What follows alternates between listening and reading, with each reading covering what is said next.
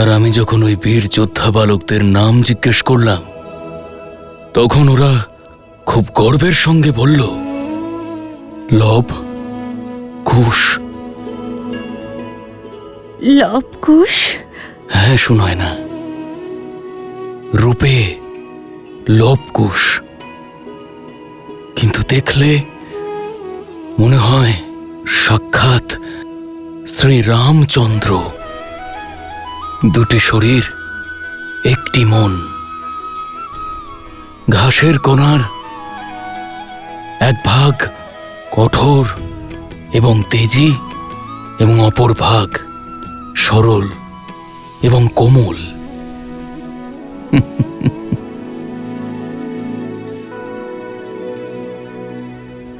আমি জানি এই কথা শুনে তুমি অত্যন্ত ব্যাকুল হয়ে উঠেছ, কিন্তু বলাটাও তো আবশ্যক। কারণ ওই বীর বালকদের দেখে আমার অযোধ্যার রাজকুমারদের কথা মনে পড়েছে। আর মুখ, ওদের মুখে কি আপনি সীতার মুখের কোনো আভা দেখতে পাননি? আর ওদের মাথায় কোনো তিলকও দেখতে পাননি? আমি ওদের মাতার সাক্ষাৎ পেয়েছি, কিন্তু উনি সীতা নন। আর ছবি? আপনি ওদের মধ্যে সীতার কোনো প্রতিচ্ছবি দেখতে পাননি? 40 বছর ধরে আমি আমার কন্যার মুখ দেখিনি। এখন ওর স্মৃতিও ধীরে ধীরে মুছে যাচ্ছে। শুনয় না, আপনি বিশ্রাম করুন। কেন উঠছেন আপনি? আপনি আমাকে নিয়ে চলুন, আমি দেখা মাত্রই সীতাকে চিনে নেব। আমাকে নিয়ে চলুন, নিয়ে চলুন আপনি। তবে কি সীতার পিতা এতটাই অভাগা যে তার কন্যা সামনে থাকলেও সে তাকে চিনতে পারে না? আমি বনদেবীর সঙ্গে সাক্ষাৎ করেছি। আপনি কোথাও যাবেন না, আপনি বিশ্রাম করুন। আপনি অসুস্থ। আমি অসুস্থ? যবে থেকে সীতা চলে গেছে আমি মুহূর্তের মধ্যে চিনে ফেলতাম। আপনি ওই ঋষি কুমারদের খোঁজার জন্য চতুর্দিকে নিজের সৈন্যদের পাঠিয়ে দিন। আমি দেখা মাত্রই ওদের চিনতে পেরে যাব। আপনি কিছু একটা করুন না।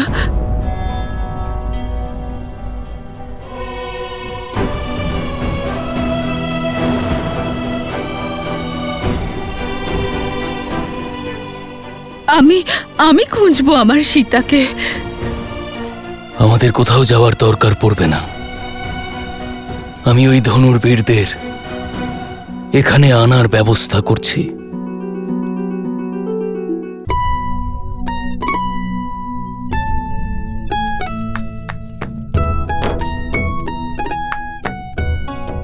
লব দাদা, একটু আগেই তো পরিষ্কার করলাম, আবার এই তুনির নিয়ে বসে আছো কেন তুমি? কারণ আমরা এই তুনির সসম্মানে মিথিলার মহারাজ জনককে ফিরিয়ে দেব। এসো, তুমিও সাহায্য করো। যখন ফেরত দিতে যাব তখন পরিষ্কার করে নেব। দিনে যদি 3 বার ঘষে ঘষে পরিষ্কার করি তাহলে ক্ষয়ে গিয়ে পাতলা হয়ে যাবে এই তুনির। হয়তো ফিরিয়ে দেওয়ার মতন আর কিছু থাকবেই না। তাই? তাহলে মহাবুদ্ধিমান কুমার কুশ, এটা বলো যে স্নান করে কি তুমি ক্ষয়ে গেছো? ক্ষয়ে যেতাম হয়তো, কিন্তু আমি স্নান করার সময় নিজেকে বেশি ঘষাঘষি করি না। রক্ষক কুমার, রক্ষক কুমার কোথায় আছে বলো, আমি এক্ষুনি মেরে ফেলবো। ও রক্ষক কুমার বলছে, রাক্ষস কুমার নয়। ওহো, মন দিয়ে শোনো, এরপর থেকে তুমি যদি আমাকে রাজকুমার বা ধরো রক্ষক কুমার এরকম কিছু বলো, তাহলে আমি গুরুদেবকে বলে দেব তোমাকে বুদ্ধি হওয়ার কোনো ঔষধি দিতে। ক্ষমা রক্ষক, ভুল হয়ে গেছে। আমি তো একটা খবর দিতে এসেছিলাম। একটু আগেই মিথিলার কয়েকজন ঋষি আশ্রমে এসেছিলেন। ওনারা বললেন যে মিথিলায় ধনুর্বিদ্যার একটা বড় প্রতিযোগিতা হতে চলেছে। আমি গুরুদেবকে বললাম যে তোমাদের মতো ধনুর্ধর তো আমাদের আশেপাশের কোনো গ্রামে নেই। তারপর গুরুদেব বললেন যে তোমরা দুজন অবশ্যই ওই প্রতিযোগিতায় অংশগ্রহণ করবে।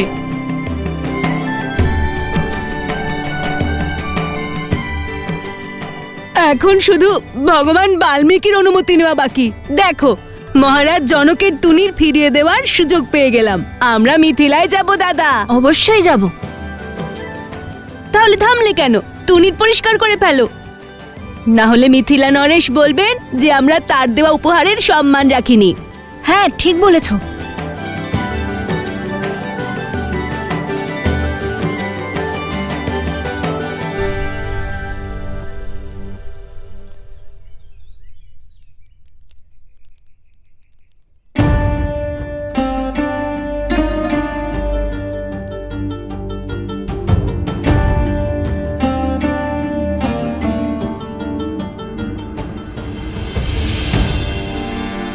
প্রণাম ঋষিবর। কল্যাণ হোক। কথায় শুধু প্রণাম, কিন্তু মুখে চিন্তার ছাপ। বনদেবী, সবার আগে আমার ধন্যবাদ স্বীকার করুন। আপনার পুত্ররা আমার ভাই সোমকর্ণকে বাঁচিয়ে আমাদের অনেক উপকার করেছে। নিজের মিত্রের সহায়তা করা ওদের কর্তব্য ছিল, আর লবকুশ নিজের গুরু ভাইকে সংকটের মধ্যে একা কি করে ছাড়তে পারে? বৎস, তুমি এই গৃহে বড়, শিষ্যদের মন্দিরে নিয়ে গিয়ে পাঠ আরম্ভ করো। আমি আসছি। যথা আজ্ঞা ঋষিবর। চলো। বলুন বনদেবী, কিসের সমস্যা? ঋষিবর, ভগবান বাল্মীকি আমার পুত্রদের মিথিলায় যাওয়ার আদেশ দিয়েছেন। জানি আমি। কিন্তু ঋষিবর, আপনি এটা জানেন না যে আমার মাতা ওদের দেখলেই চিনতে পারবেন। আমি যতটা ওনাকে চিনি তার থেকে উনি আমাকে অনেক বেশি চেনেন। উনি আমার পুত্রদের মধ্যে আমার ছবি অবশ্যই দেখতে পাবেন। রহস্য উন্মোচনের ভয় স্বাভাবিক বনদেবী, কিন্তু আপনার যা সঠিক মনে হবে আপনি সেটাই করবেন। এ সব কিছু সময়ের উপর ছেড়ে দিন। যখন বীজের অঙ্কুরোদ্গমের সময় আসে, তখন ভূমি থেকে তাকে বাইরে আসতে কেউ আটকাতে পারে না। জানবেন, ঠিক বীজের মতোই ওই গুণগুলি যা লবকুশের রক্তে আছে: শৌর্য, বিদ্যা, কৌলিন্য এবং ধর্ম, যা মুছতে চাইলেও মোছে না, আর তা আড়ালও করা যায় না। লবকুশকে মিথিলায় যেতে দিন।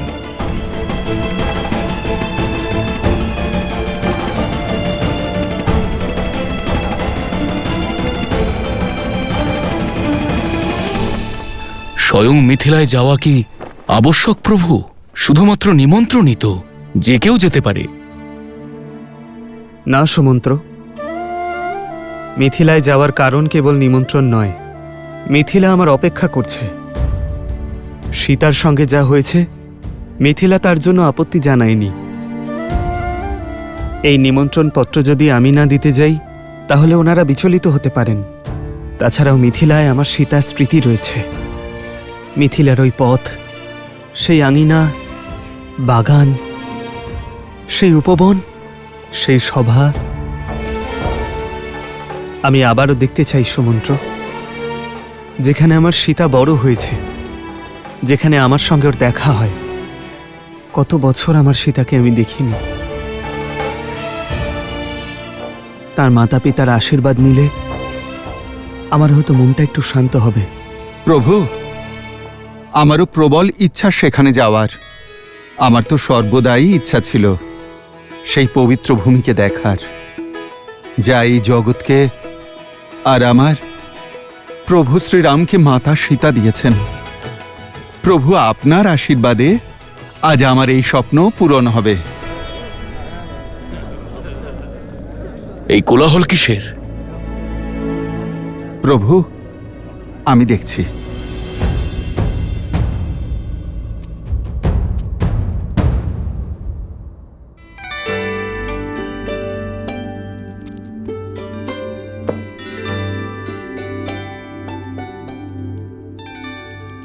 পথ এতটাও লম্বা নয় কুশ। সে তো ফল্গু নদী পর্যন্ত যাওয়ার পথও অত লম্বা ছিল না, কিন্তু মনে তো হচ্ছিল অনেকটা। আবার যদি সোমকর্ণ হারিয়ে যায় তখন? তুমি যা মকরাসুরের সঙ্গে যুদ্ধ করে শিখেছো সেটাই ব্যবহার করেছিলে রক্তকেতুর জাল থেকে বেরোনোর জন্য। সেইভাবেই আমিও শিখেছি, বেশি করে ভোজন সঙ্গে নিয়ে যাওয়া।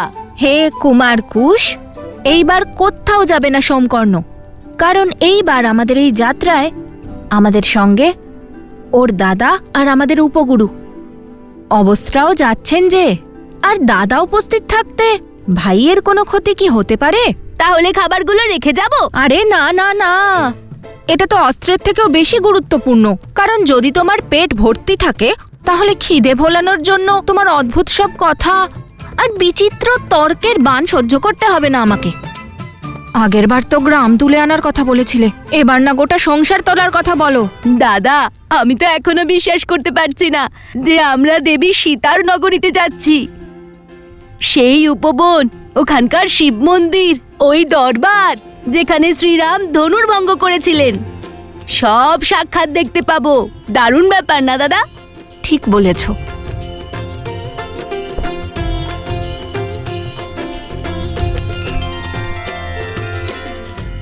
যা আপনার কার্য তা আপনি করুন, আর বাকিটা সময়ের উপরে ছেড়ে দিন।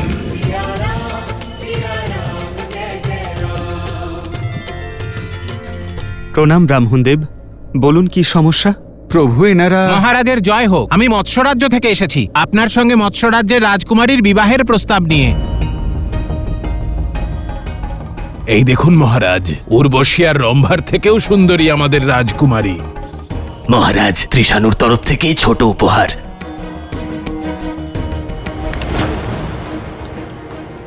আমাদের মহারাজ ধন সম্পদের সঙ্গে আপনাকে রাজ্যের 1/4 দিতেও প্রস্তুত শ্রীরাম।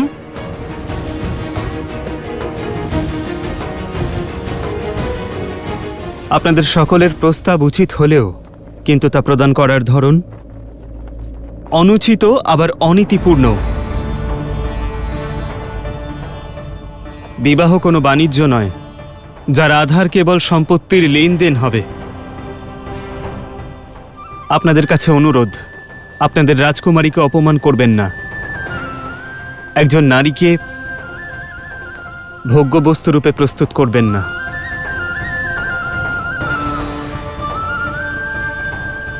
নিজের স্বামীকে বেছে নেওয়ার অধিকার কেবল একজন নারীরই থাকে।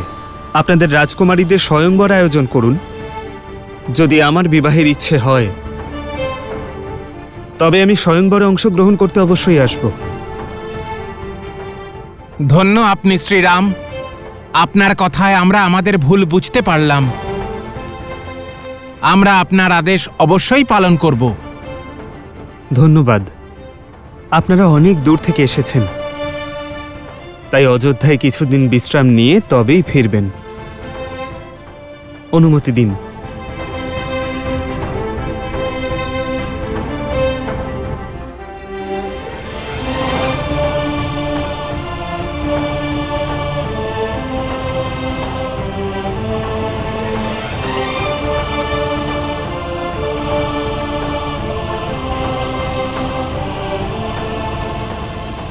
শুধু তাই নয়, মিথিলার গৌরী মন্দিরের উপবন স্বর্গের চেয়েও সুন্দর। নানা রঙের পুষ্প, সরোবর মন্ত্রমুগ্ধ করে দেওয়ার মতো। মাতা, আমার মনে হচ্ছে যেন তুমি মিথিলা আর মহারানী সীতাকে দর্শন করেছ।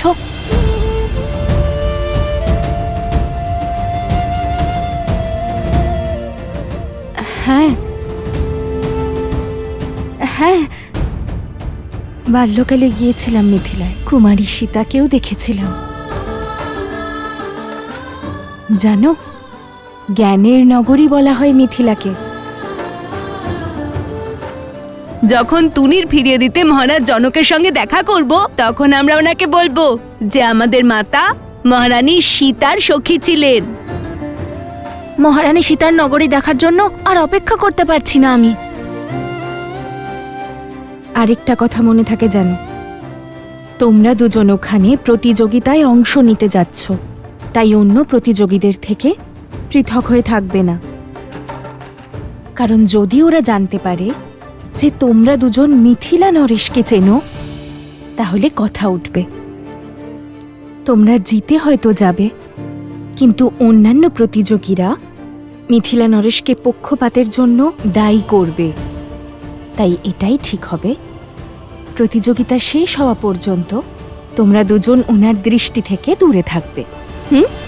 হ্যাঁ মাতা।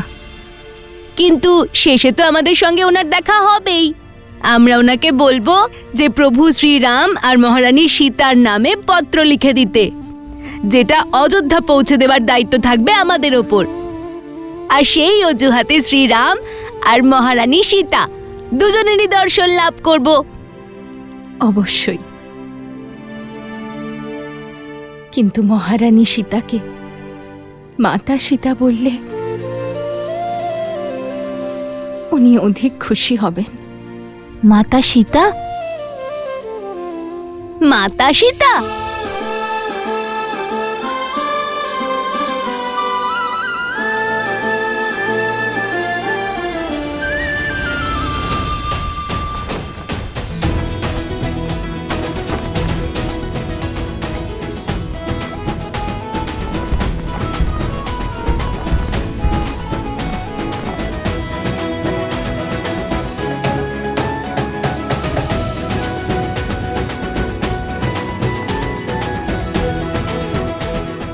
দেখেছো দাদা, কত সুন্দর আয়োজন করেছেন।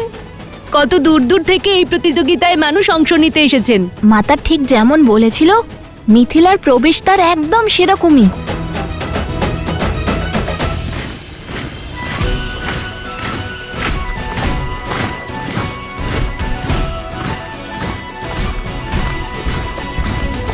অযোধ্যার ধ্বজা? তবে কি অযোধ্যার সৈন্যরা আসছে? সৈন্য নয়, ওরা মহারাজের রক্ষক। এটা তো অযোধ্যার সেনার কেবল এক ভাগ। অর্থাৎ? ওই দেখো, মহারাজের রথ, ওনার ছত্র।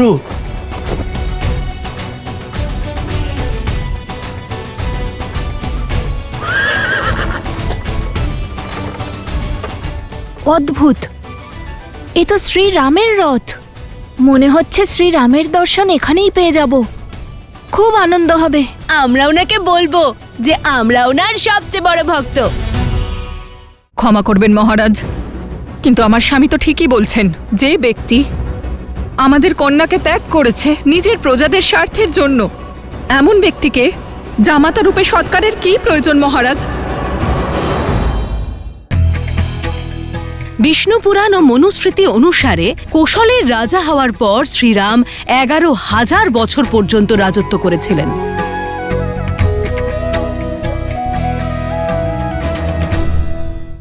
কোথায় রথ?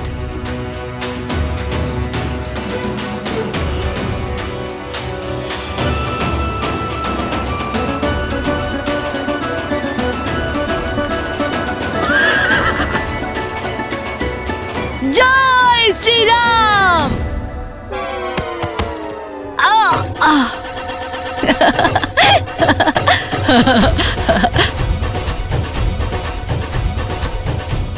শীঘ্র চলো দাদা, মনে হচ্ছে আজ শ্রীরামের দর্শন পেয়েই যাব। চলো।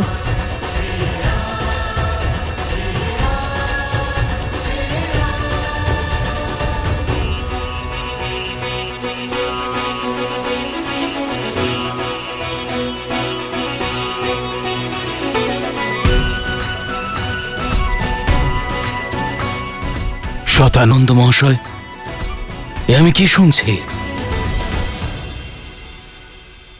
এ কি সত্য যে শ্রীরাম স্বয়ং মিথিলায় আসছেন?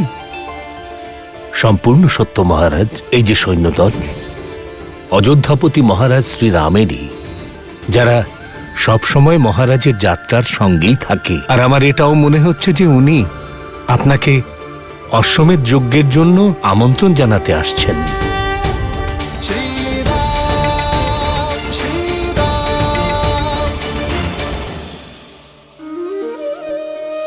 তবে এই সংকেত এবং বার্তা দুই অত্যন্ত শুভ। আজ হঠাৎ এখানে এমনটা হতে চলেছে যা কেউ কখনো ভাবেনি। ভ্রাতা কুশধ্বজ অযোধ্যা নরেশকে স্বাগত জানানোর আয়োজন করুন। আর কেউ যেন না ভুলে যায় যে উনি আমার জামাতাও বটে। ক্ষমা করবেন মহারাজ, কিন্তু মিথিলার রাজকুমারী অর্থাৎ আপনার কন্যাকে যে ত্যাগ করেছে তার কিসের অতিথি সৎকার?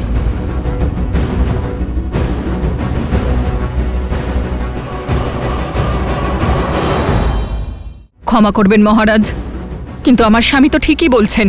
যে ব্যক্তি আমাদের কন্যাকে ত্যাগ করেছে নিজের প্রজাদের স্বার্থের জন্য, এমন ব্যক্তিকে জামাতা রূপে সৎকারের কি প্রয়োজন মহারাজ? এ আপনি কি বলছেন ভ্রাতা কুশধ্বজ? ক্ষমা করবেন মহারাজ, কিন্তু সত্যি কথাই তো বলছেন আমার স্বামী। আর আমার পূর্ণ বিশ্বাস আছে যে মহারানী সুনয়না উনিও রামের আগমনে খুশি হবেন না। যে ব্যক্তি আমাদের কন্যাকে ত্যাগ করেছে নিজের প্রজাদের স্বার্থের জন্য, এমন ব্যক্তিকে জামাতা রূপে সৎকারের কি প্রয়োজন মহারাজ?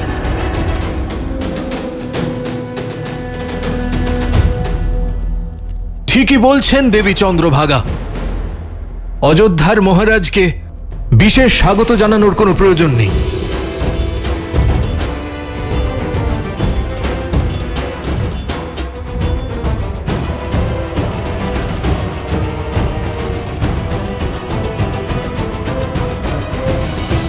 সীতা আমায় একটি পত্র লিখেছিল যেখানে ও স্পষ্টভাবে অযোধ্যাপতিকে নির্দোষ বলেছিল। কারণ তখন সে অযোধ্যায় ছিল। ওই পত্রের কোনো মূল্য নেই মহারাজ, মূল্য আছে আমাদের দুঃখের, যা সীতার বিরহের কারণে আমরা পেয়েছি।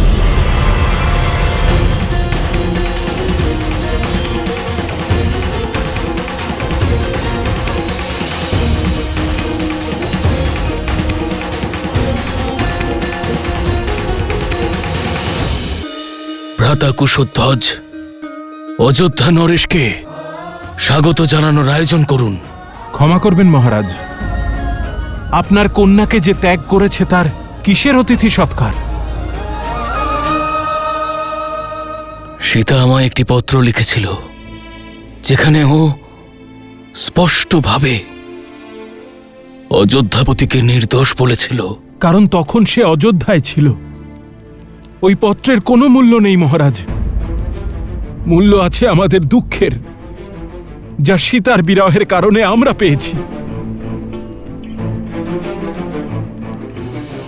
আপনাদের সকলের কি মনে হয় বিচ্ছেদের আঘাত স্বয়ং রাম সহ্য করেননি? হয়তো আপনারা কেউ জানেন না, কিন্তু আমি আমার জামাতাকে, ওনার ধর্মকে, ওনার ত্যাগকে ভালো করেই জানি। রাজা মহারাজার অনেক পত্নী রাখার প্রথা আছে কোশল রাজ্যে, কিন্তু এত বর্ষ অতিক্রম হওয়ার পরেও কেন উনি দ্বিতীয় বিবাহ করলেন না?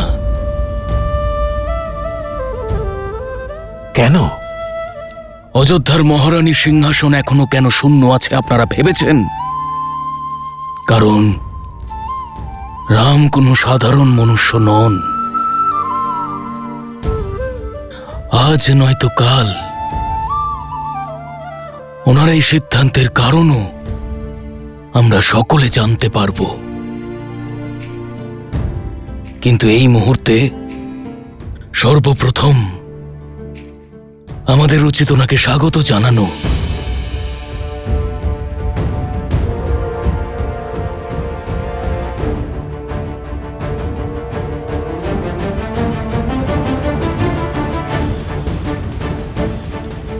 এ হলো আমার আদেশ।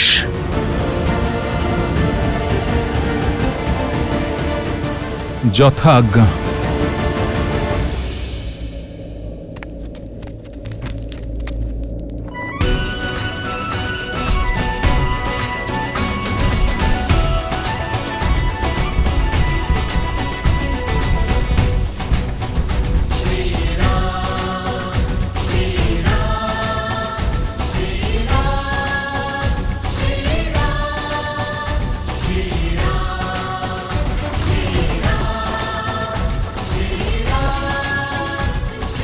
আরে সরুন, দাদা, রথে তো কেউ নেই।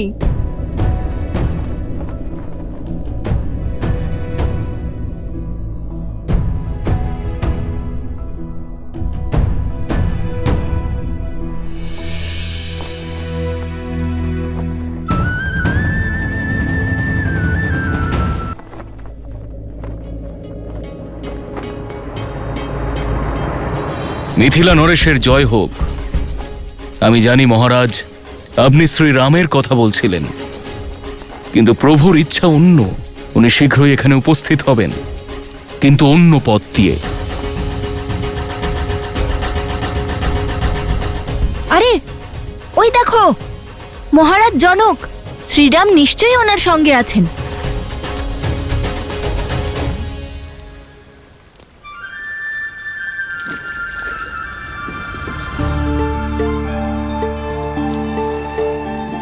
মনে হচ্ছে এই পথের সাথে কোনো অতীত স্মৃতি জড়িয়ে আছে। হ্যাঁ হনুমান, এ সেই পথ যেখান থেকে গুরু বিশ্বামিত্র অযোধ্যা থেকে মিথিলায় নিয়ে এসেছিলেন।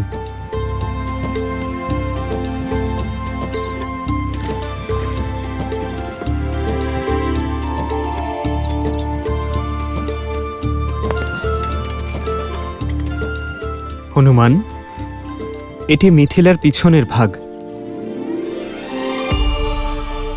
সর্বদা যিনি ধীর থাকেন তাকে আজ অধীর লাগছে। তা হবে না কেন? আমার কাউকে ধন্যবাদ দেওয়ার আছে যে। প্রবেশদ্বার থেকে ঢুকলে নিয়ম আর স্বাগতর বন্ধনে বেঁধে যেতাম। আমি মিথিলায় সর্বপ্রথম অন্য কাউকে দর্শন করতে চেয়েছি। এমন কোন স্থান আছে যেখানে যাওয়ার জন্য আপনি এত ব্যাকুল?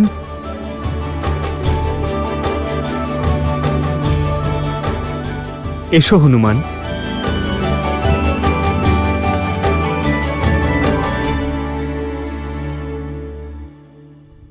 এই হলো মহারাজ জনকের মহল। তুমি কি করে জানলে এটা রাজমহল? কোনো রাজার মহল মনেই হচ্ছে না। কারণ মহারাজ জনক মহারাজের পূর্বে একজন জ্ঞানী আর পণ্ডিত আর জ্ঞানের পূজারী সাধারণ জীবনযাপন করেন। আর আমাদের মাতাও মহলের এরকমই বর্ণনা দিয়েছিলেন। লোভ আর কুশকে মিথিলা নিয়ে যাও। সমগ্র মিথিলার সামনে বলবে যে বনদেবী আসলে সীতা।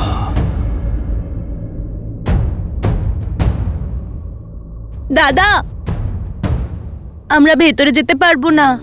মাতা বলেছিলেন প্রতিযোগিতার আগে মহারাজের সঙ্গে দেখা করবে না। আরে হ্যাঁ, প্রতিযোগিতার পরে বিজয়ী হয়েই দেখা করব আমরা মহারাজের সঙ্গে।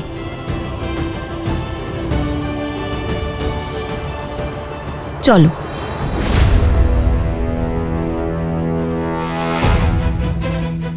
কারা তোমরা? আমাদের দেখে পালাচ্ছিলে কেন? আর মহারাজ জনকের এই তুনির তোমরা কোথায় পেলে? মহারাজ জনক আমাকে স্বয়ং এটা দিয়েছিলেন যখন আমরা রাক্ষসদের সঙ্গে যুদ্ধ করছিলাম। আর এটা ফেরত দিতেই তো আমরা মিথিলায় এসেছি। আমাদের মূর্খ ভেবেছো? অবশ্যই এই তুনির তোমরা চুরি করেছো। চলো মহারাজের কাছে নিয়ে যাই এদের। সাবধান, বেশভূষা দেখে কাউকে নিয়ে এমন মন্তব্য করতে নেই। রাবণও শ্রীরামকে বনবাসী ভেবে এই একই ভুল করেছিল।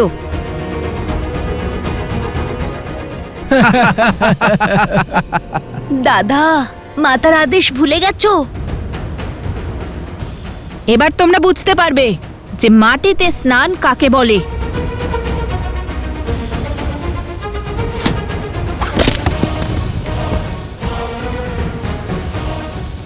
পালাও দাদা।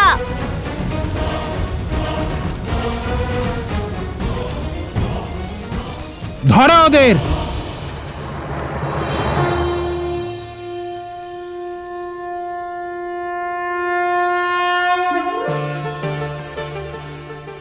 মাতা, আমি আপনার কাছে কিছু চাইতে না, আপনাকে ধন্যবাদ জানাতে এসেছি। আপনার এই দৈব মন্দিরেই, আপনারই ছত্র ছায়ায় আমার সীতাকে প্রথমবার দেখেছিলাম। সীতাকে আমার জীবনে আনার জন্য, ওকে আমার জীবন সঙ্গিনী বানানোর জন্য ধন্যবাদ মাতা। সব সুখ পেয়েছি আমি, কিন্তু দুঃখ কেবল একটাই যে আমার সন্তানরা আপনাকে দর্শন করতে পারল না। কিন্তু আমার পূর্ণ বিশ্বাস যে শীঘ্রই তারাও আপনার কাছে আসবে। তাহলে এটাই সেই স্থান যেখানে আসার জন্য প্রভু ব্যাকুল ছিলেন। হনুমান, চলো নিমন্ত্রণ করতে যাই।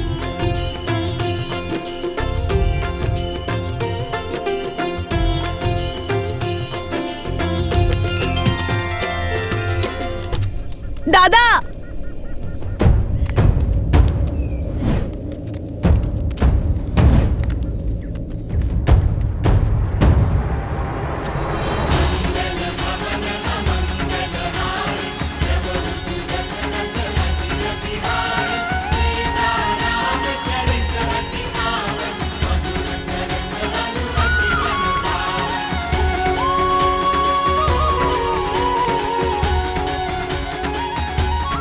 এই বালক কে হনুমান? হবে মিথিলার কোনো বালক প্রভু, কিন্তু আপনি দেখুন কি অসম্ভব তেজ। মাতা সীতার ভূমি যে এটি।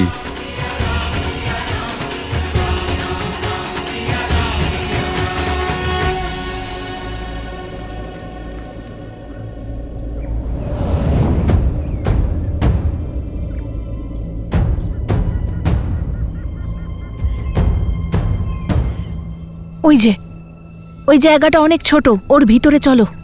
ওখানে সৈন্যরা প্রবেশ করতে পারবে না। চলো। কুশ, তাড়াতাড়ি এসো। চলে এসো।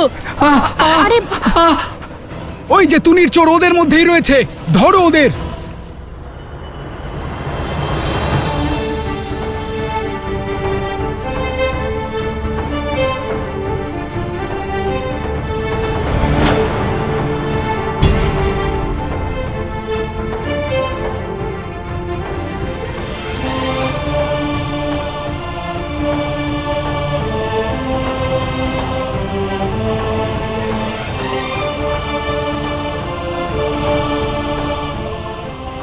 থাক মহারাজ,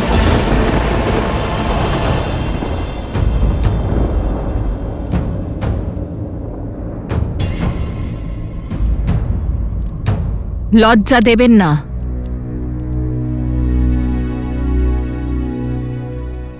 আমার স্ত্রীর ছোট মা আপনি, আমার মাতৃসম, আর মাতাকে সম্মান করা হলো পুত্রের কর্তব্য।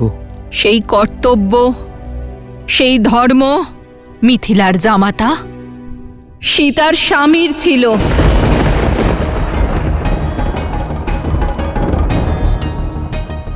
কিন্তু আজ এখানে অযোধ্যাপতি দাঁড়িয়ে আছে, সেই অযোধ্যাপতি যিনি ধর্ম স্থাপন করার জন্য আমার কন্যা সীতাকে ত্যাগ করেছে। থামো চন্দ্রভাগা, থামো।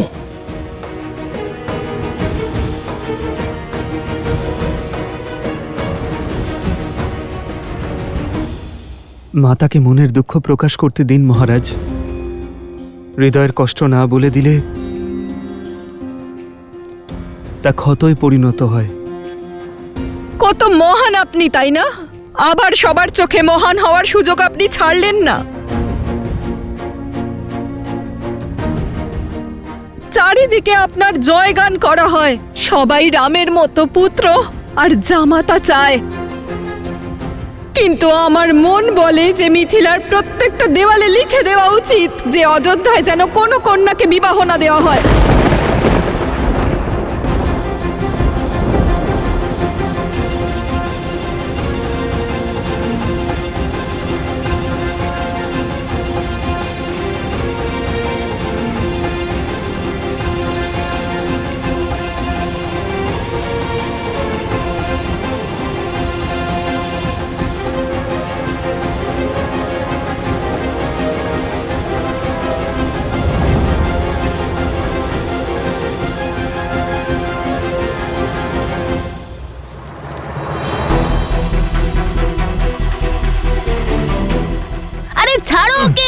হে প্রভু, এ তো আমাকে দড়ির মতো টানছে।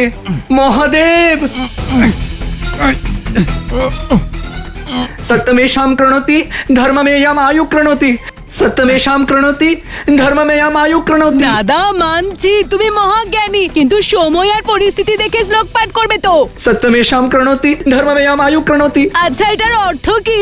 অর্থাৎ যে সত্যের পাশে থাকে সে স্বচ্ছ হয়, তার সব কাজ শুভ হয়। উপগুরু নিজেকে সাহস দিচ্ছে, বুঝেছো? আরে কিন্তু এখন এই শ্লোক পাঠ করো না। যে সৈনিক তোমাকে ধরে টানছে তার তো প্রাণ কেড়ে নেবে এই শ্লোক। কর্তব্যরত সৈনিকদের শাস্তি দেবে কেন? আমরা ঋষি কুমার, এই শ্লোকের খুব শক্তি। ঝড় উঠবে এখুনি, প্রলয় আসবে এবার।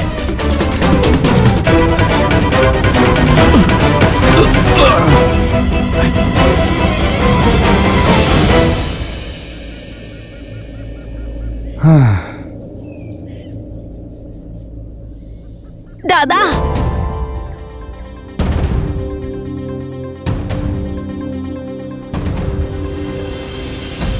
মাতা সোনায়নাও এ কারণেই আসেনি স্বাগত জানাতে।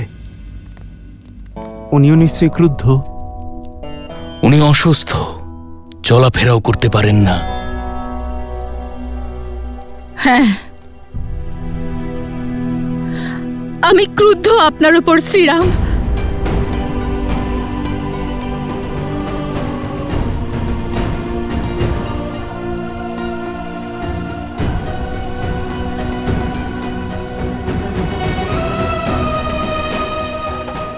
শোনায় না?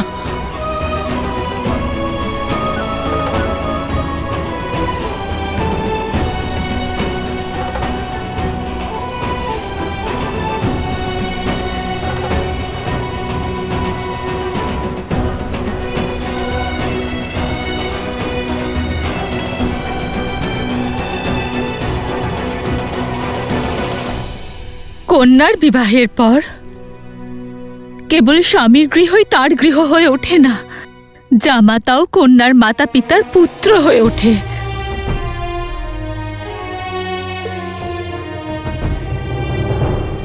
আমি জানি ধর্ম স্থাপনের পথে চলা স্বামীর সংসারের খেয়াল থাকে না, কিন্তু এত বৎসরে তুমি অন্তত একবার আমাদের এখানে আসতে রাম।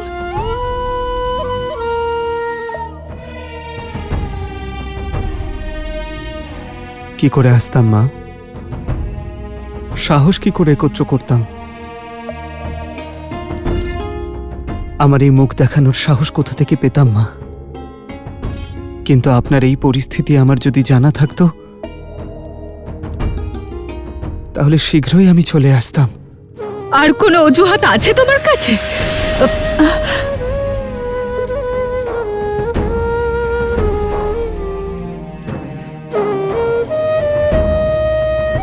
সীতা আর তোমার বিবাহের সময় আমি ভেবেছিলাম স্বয়ং মহাদেব তোমাকে পাঠিয়েছেন, কিন্তু তুমি আমার কন্যাকে ত্যাগ করে আমাকে খুবই কষ্ট দিয়েছ রাম। আর এটা কখনোই মহাদেবের ইচ্ছে হতে পারে না। অনেক হয়েছে সুনয়না, অনেক হয়েছে। তোমার কাছে এখনো কোনো উত্তর নেই তো?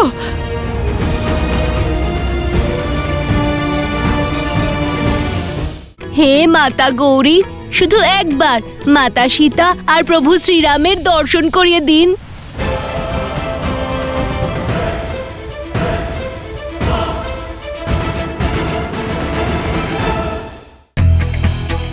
শোনা যায় যে গৌতম বুদ্ধের পিতা এবং শাক্য বংশের নেতা রাজা শুদ্ধোধন কুশের বংশজাত ছিলেন।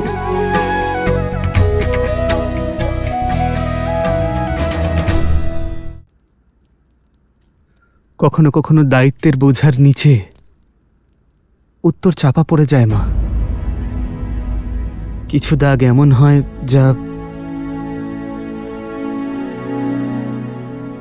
যা কোনোদিনই হয়তো মোছা যায় না।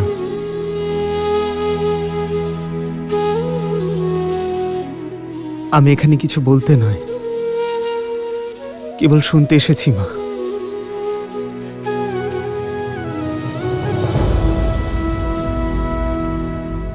এক মায়ের দুঃসন্নতা দূর করতে এসেছি মা।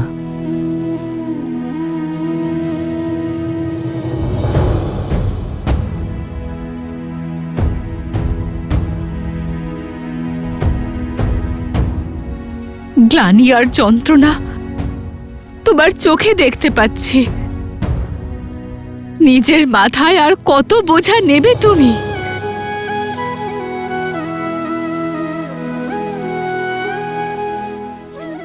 ধন্য তুমি, নিজের সপক্ষে তোমার কোনো প্রমাণ দেওয়ার প্রয়োজন নেই।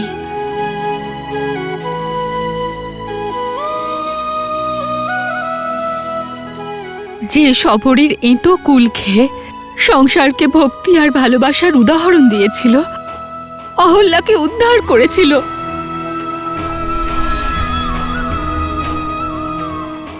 তারকাকে মোক্ষ প্রদান করেছিল,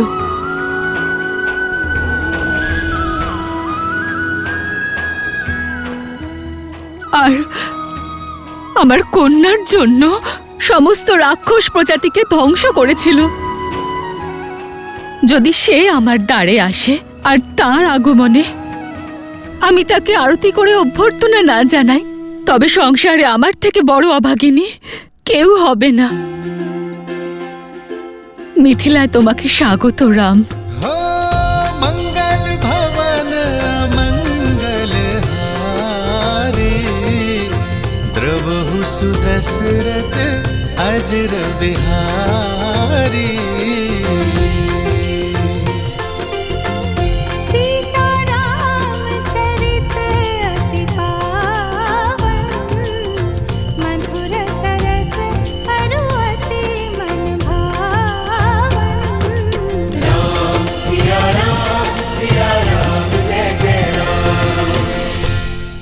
হে মাতা গৌরী, শুধু একবার মাতা সীতা আর প্রভু শ্রীরামের দর্শন করিয়ে দিন।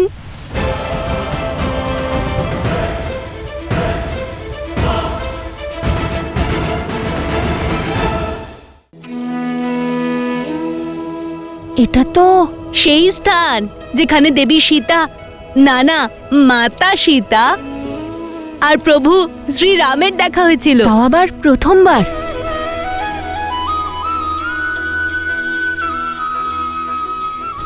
হে মাতা গৌরী, আমাদের একবার, শুধু একবার মাতা সীতা আর শ্রীরামের দর্শন করিয়ে দিন, এটা আমাদের অনুরোধ।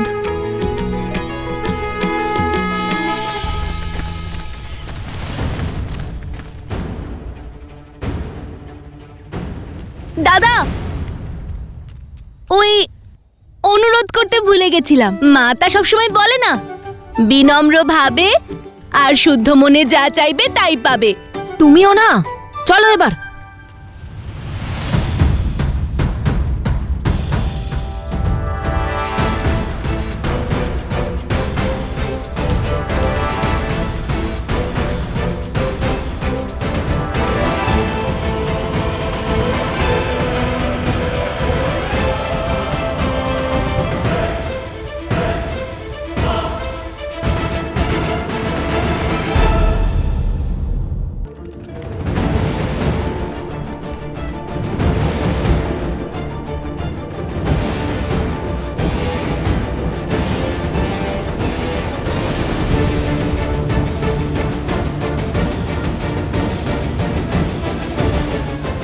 সাবধান, বাঁ দিকে।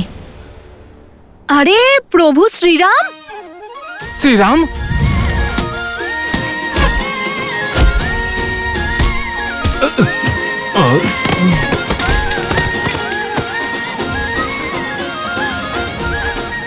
পালাও পালাও!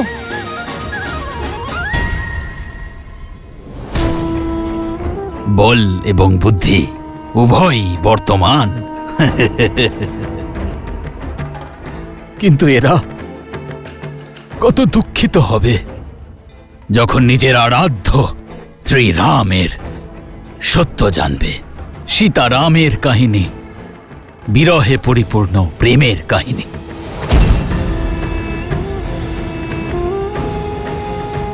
প্রেম কাহিনী ত্রাহিমাম ত্রাহিমাম। ধন্য হলাম আমি মহারাজ জনক, যেখানে সাক্ষাৎ ভূমিকন্যা মাতা সীতার জন্ম, সেখানকার ধূলি এই মাথায় তুলে নেবার সৌভাগ্য লাভ করলাম। ধন্য আজ এই হনুমান মহারাজ।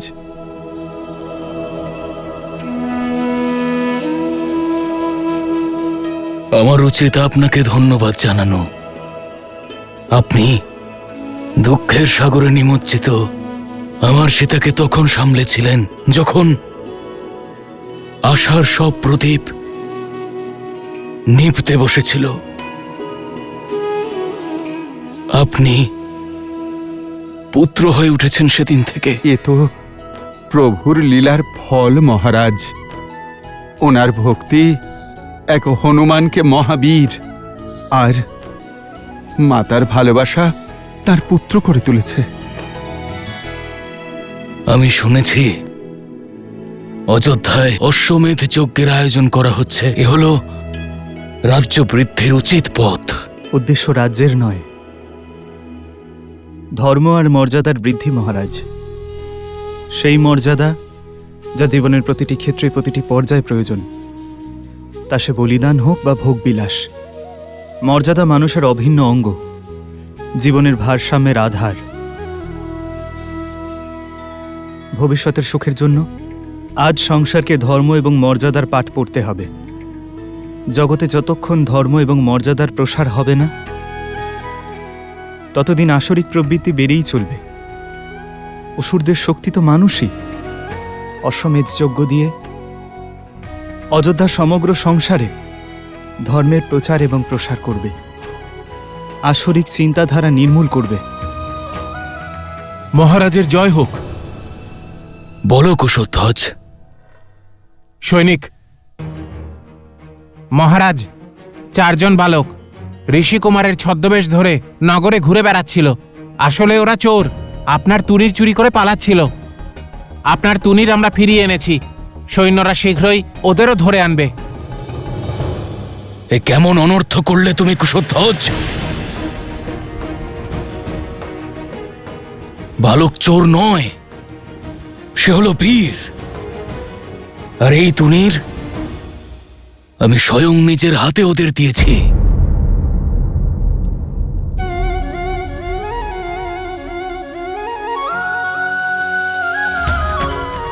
ওই বীর বালকদের জন্যই তো আমি এখানে অপেক্ষা করছি। আর তুমি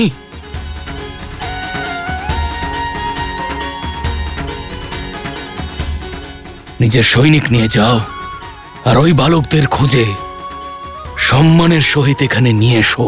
যথাজ্ঞা মহারাজ।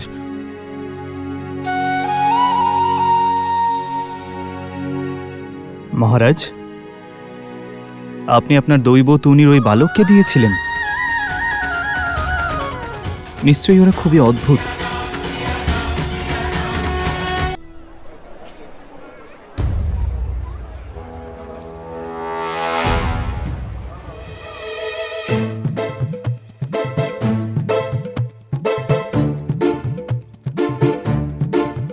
সোমকর্ণ, সোমকর্ণ, হ্যাঁ, আমাদের প্রতিযোগিতা জেতা পর্যন্ত এটা দিয়েই কাজ চালাও। তারপর শুধু মিষ্টি কেন, প্রজা তার বিজয়ীদের 56 ভোগ খাওয়াবে। কুশ, ওই দেখো সৈনিক, চুপ করো। ওরা নিশ্চয়ই আমাদের নিয়েই কথা বলছে। ওই 2 জন বালককে খুঁজে বের করো আর নিয়ে চলো মহারাজের কাছে।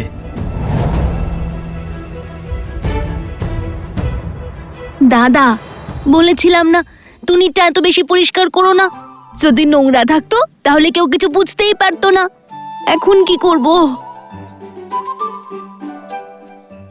মনে হচ্ছে সমগ্র সেনা আমাদেরকেই খুঁজছে। শ্রীরামের সঙ্গে তো দেখা হয়েই যেত এতক্ষণে। এখন না পারবো প্রতিযোগিতায় অংশগ্রহণ না করে ফিরতে, আর না মাতা সীতা আর শ্রীরামের পত্র না নিয়ে ফিরতে।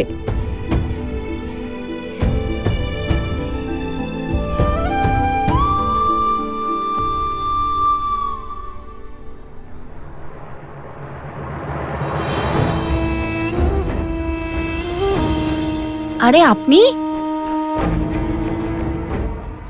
মনে আছে আমাদের বনে দেখা হয়েছিল? মনে আছে মনে আছে। আপনার ষণ্ড আর সেই ষণ্ডের গাড়ি দুটোই আশ্রমের সেবার কাজে রয়েছে। ধন্য হোক ভগবান, ধন্য হোক। এর অর্থ এটাই যে আমার দান গৃহীত হয়েছে। আগে হ্যাঁ। ক্ষমা করবে, আমি তোমাদের বার্তালাপ শুনে ফেলেছি। সৈনিকদের থেকে বাঁচতে হলে আর প্রতিযোগিতায় অংশ নিতে হলে নিজেদের বেশভূষা বদলে ফেলো।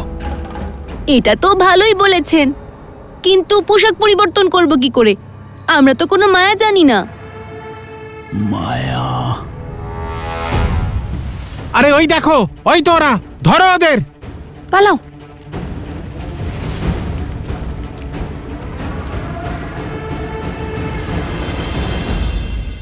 লবকুশ, বড়ই সুন্দর নাম, আর মনে হয় অদ্ভুত প্রতিভাও আছে এই বালকদের। আপনার সৈন্যরাও ধরতে পারল না? শুধু প্রতিভাবানই নয় রাম, ওদের মুখে দৈবতার দর্শন পেয়েছি আমি, আর ওদের রূপ আমায় মুগ্ধ করেছে। ওরা কোনো সাধারণ ঋষিকুমার নয়, বরং ওদের মধ্যে সাধু এবং শাসকের অদ্ভুত সঙ্গম আছে। কোনো মাতা তার সন্তানদের এমন সংস্কার দিতে পারেন না, আর সেটাও তখন যখন মাথায় পিতার ছায়া থাকে না। তখন এই কাজ আরো কঠিন হয়ে যায়। জানেন, আমি যখন ওদের পিতার পরিচয় জানতে চাইলাম, ওরা কি উত্তর দিল? ওরা বলল যে ওদের মাতাই হলো ওদের পিতা। আমি এমনই নাতি লাভের আশায় আমার জীবন আর শাসনভার বয়ে চলেছি। তবে কি ওদের মাতা?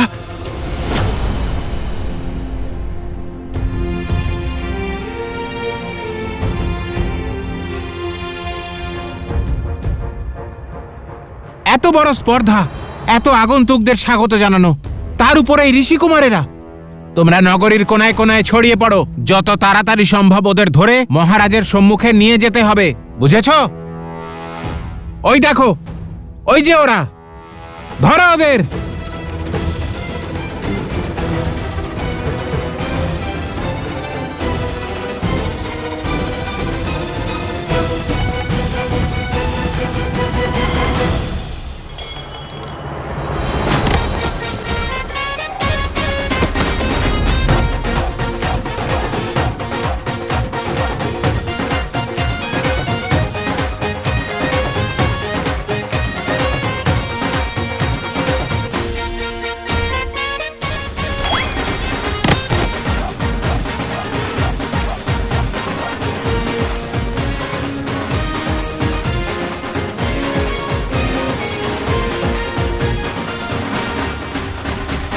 না হনুমান, আমি ওদের মাতা বনদেবীর দর্শন করেছি, কিন্তু সুনয়নার মনে হয় যে আমি ওই বালকদের চিনতে ভুল করেছি, আর ও ওদের দেখলেই মুহূর্তেই চিনতে পারবে যে ওরা আদতে সীতার পুত্র কি না। আর এই প্রতিযোগিতার আয়োজনও সেই কারণেই করা হচ্ছে। মনও বড় বিচিত্র মায়া। একদিকে বলে সীতার বিষয়ে যেন কোনো সংবাদও না শুনি, আর অন্যদিকে যখন কোনো সংবাদের আশা ভঙ্গ হয় তখন মনও ভেঙে যায়। মহারাজ, দয়া করে আমার এবং সীতার তপস্যা ভঙ্গ করবেন না। এত বছর ধরে সীতার থেকে আলাদা হয়ে আমি যা পেয়েছি তার মর্যাদা কেড়ে নেবেন না। মহারাজ, আমার পদসীমা লঙ্ঘন করে আমি কিছু বলতে চাইছি। এমত অবস্থায় আপনি দ্বিতীয়বার বিবাহ করুন। নববধূ রূপে যে আসবে মহারাজ জনক আর মহারানী সুনয়না নিজের সন্তানের মতোই স্নেহ ভালোবাসা দেবেন। কেউ আপনার বিরুদ্ধে কোনো অপবাদ দেবেন না। অশ্বমেধ যজ্ঞের জন্য নিমন্ত্রণ করতে এসেছিলাম। আর অশ্বমেধ যজ্ঞ সপত্নীকই করা হয়। আপনি যখন অযোধ্যায় আসবেন তখন আমার স্ত্রীকে দেখবেন।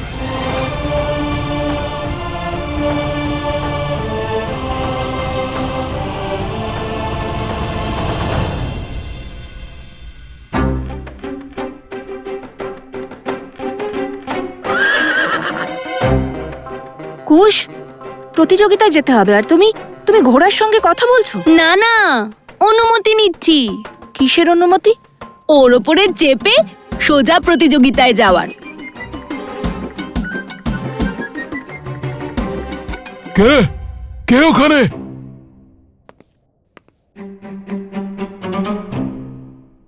আমার অশ্ব চুরি করছিলে? না। আরে না, চুরি করছিলাম না, অনুমতি নিয়েছি। কার অনুমতি? আমি তো কোনো অনুমতি দিইনি। হ্যাঁ হ্যাঁ, কে দিয়েছে অনুমতি? ও দিয়েছে। আর এমনিতেও অশ্বের ওপর যখন আরোহণ করব, অনুমতি তো ওকেই দিতে হবে। ও কি করে দেবে অনুমতি? আমি দেব অনুমতি। তাহলে দিন অনুমতি। তাই মূর্খ ভেবেছো তোমরা আমাকে? অনুমতি চাইলেই দিয়ে দেব? আর কোনো উপায়ই তো বাকি নেই, সেই জন্য। এই দেখো, অশ্বের খাওয়া হয়নি। তাতে অসুবিধে নেই। কোনো চালাকি চলবে না। আমার অশ্ব চুরি করছিলে, এখন অনুমতি চাইছো? নির্লজ্জ, চোর! আরে চুরি করিনি, অনুমতি আছে। আপনার এই অশ্বকে জিজ্ঞেস করুন। আমি চেয়েছিলাম অনুমতি, আর ও তো এইভাবে আমাকে হ্যাঁও বলল। এখনই শেখাচ্ছি তোমাদের অশ্বের ভাষা। সম্ভীর, লাঠি নিয়ে এসো, চোর এসেছে বাইরে। আরে চোর, সৈন্যরা ধরো, চোর ধরো, ধরো, চোর চোর চোর!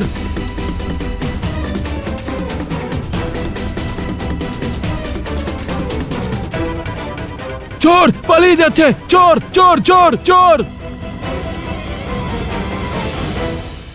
অশ্বমেধের আহুতি তো সপত্নী দিতে হয়, অর্থাৎ আপনি দ্বিতীয় বিবাহের কথা ভাবছেন? অদ্ভুত শ্রীরাম, অদ্ভুত।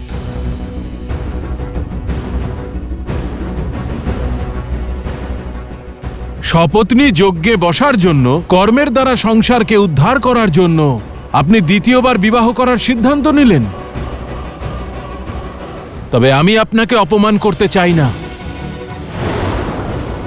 আমি শুধু এটুকুই জানাতে এসেছি যে প্রতিযোগিতার প্রস্তুতি সম্পন্ন হয়েছে। কাল থেকেই প্রতিযোগিতা শুরু করা যেতে পারে।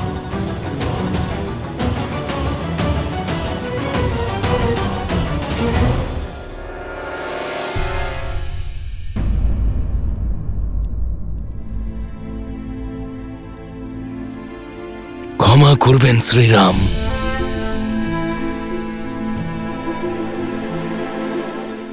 আপনি তো জানেন, ছোট ভ্রাতা নিজের আবেগকে সামলাতে পারে না। আশা করি যে আপনি এই অপমানকে মন থেকে স্বীকার করবেন না। না মহারাজ, আমি ওনার নেত্রে, ওনার শব্দে অপমান নয়, বরং সীতার কষ্টের দুঃখ দেখেছি। ওনার মনের ভাব আমি বুঝি মহারাজ। আমি তো আপ্লুত। এটা দেখে যে সীতাকে উনি কতটা ভালোবাসেন। উনি আমাকে অপমান করেননি মহারাজ, কেবল ওনার মনের অবস্থাকে ব্যক্ত করেছেন। আপনি ধন্য শ্রীরাম, ধন্য। বহু বর্ষ পরে মিথিলা এসেছেন, আতিথেয়তা করার সুযোগ দিন। আপনার কাছে একটি অনুরোধ, ধনুর্বীরদের যে প্রতিযোগিতা হতে চলেছে সেটা দেখে প্রস্থান করবেন। শ্রীরামের মতো ধনুর্বীরকে সামনে দেখে সকল প্রতিযোগীদের মনোবল বৃদ্ধি পাবে। অবশ্যই মহারাজ, ওই বীর বালকদের আমি দেখতে চাই, যাদের আপনার দৈব তুনির আপনি দিয়েছেন।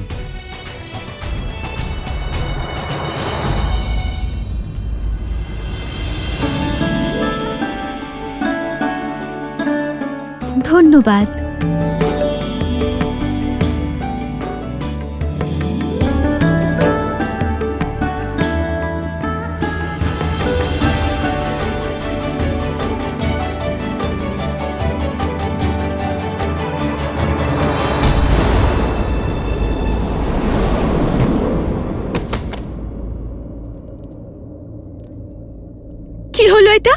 বরমালার ফুল নিয়েছিলাম, সব ফেলে দিলে।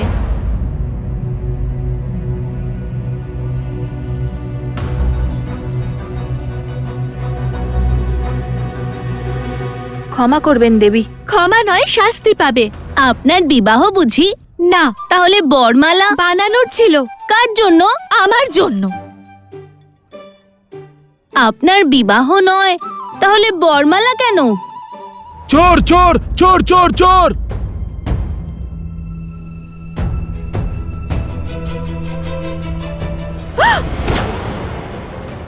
তোমরা চোর! ভগবান বাল্মীকি আর তার শিক্ষার উপরে বিশ্বাস রাখুন। উনি লবকুশকে সঠিক জ্ঞান না দিয়ে অযোধ্যায় পাঠাবেন না। আর এখন সঠিক জ্ঞান প্রাপ্ত করবার পথ হল লবকুশের মিথিলায় প্রবাস। কুশের প্রপৌত্র শ্রী হিরণ্যনাভ মহর্ষি জেমিনির কাছে বেদান্তের শিক্ষা নিয়েছিলেন, আর মহর্ষি যাজ্ঞবল্ক্যকে যোগবিদ্যার শিক্ষা দিয়েছিলেন।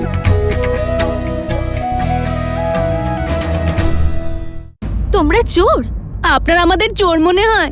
যাকে যেমন দেখতে লাগে সে সেরকম নয়।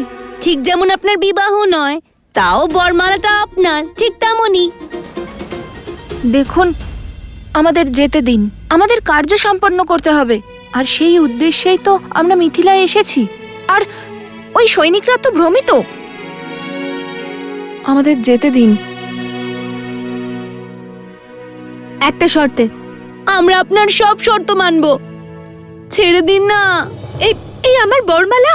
দেখুন, আমি কথা দিচ্ছি, সন্ধ্যার মধ্যে আপনার জন্য বরমালাও আনবো, আর একজন পরকেও। ছেড়ে দিন। শোনো, তোমরা কৃপা করুন দেবী।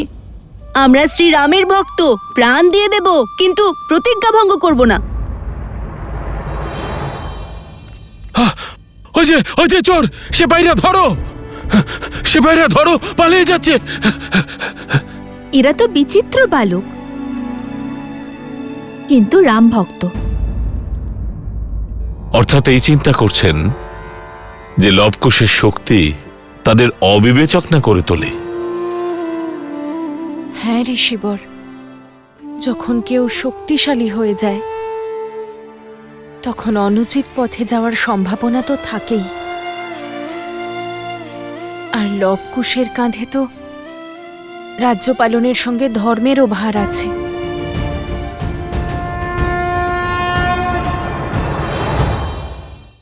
ভগবান বাল্মীকি আর তার শিক্ষার উপরে বিশ্বাস রাখুন। উনি লবকুশকে সঠিক জ্ঞান না দিয়ে অযোধ্যায় পাঠাবেন না। আর এখন সঠিক জ্ঞান প্রাপ্ত করবার পথ হল লবকুশের মিথিলা প্রবাস।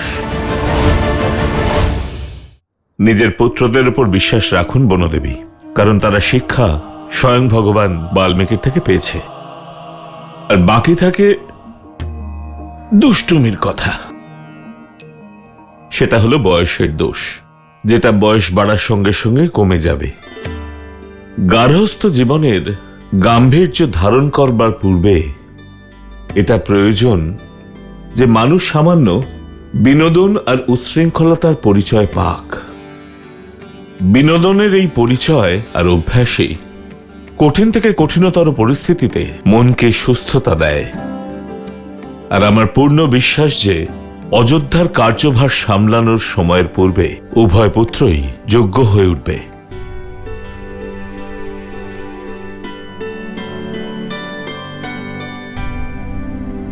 ঋষিবর, এবার কি ভগবান বাল্মীকি লবকুশকে অযোধ্যায় নিয়ে যাবেন?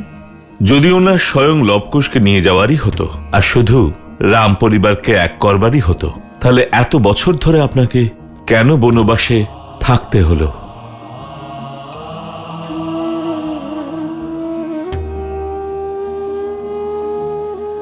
অর্থাৎ এখন প্রশ্ন শুধু শ্রীরামের সঙ্গে দেখা করা নয়,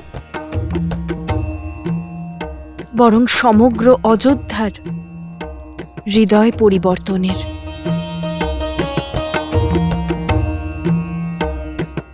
ভগবান বাল্মীকি আর তাঁর শিক্ষার উপরে বিশ্বাস রাখুন।